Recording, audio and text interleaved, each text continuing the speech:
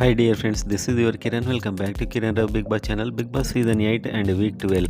So ఇవాల్టి highlight అయితే mega chief task అయితే స్టార్ట్ అయింది. హౌస్లో అయితే ఈ సీజన్కి అయితే చివరి మెగా చీఫ్. సో ఇందులో అయితే కంటెండర్స్గా 5గురు ఎంపికయ్యారు.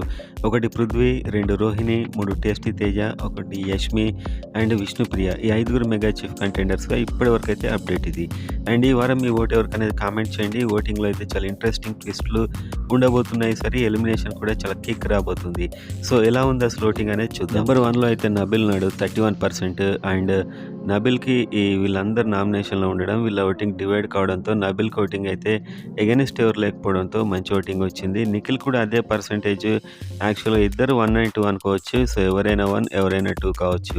అండ్ నెక్స్ట్ ప్రేరణ ఉంది 15%. సో ఈ ముగ్గురు అయితే ఈసారి సేఫ్ ఉంటారు పక్కా, ఇందులో ఎలాంటి డౌటే లేదు.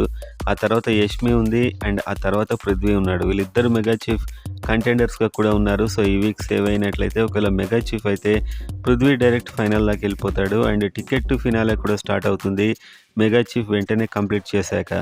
సో మొత్తానికైతే పృథ్వీకి మంచి ఛాన్స్ ఉంది ఇప్పుడు అని చెప్పొచ్చు, ఒకవేళ ఎలిమినేట్ కాకపోతే. ఈసారి ఎలిమినేట్ అయితే మాత్రం ఎవరు ఏం చేయలేరు.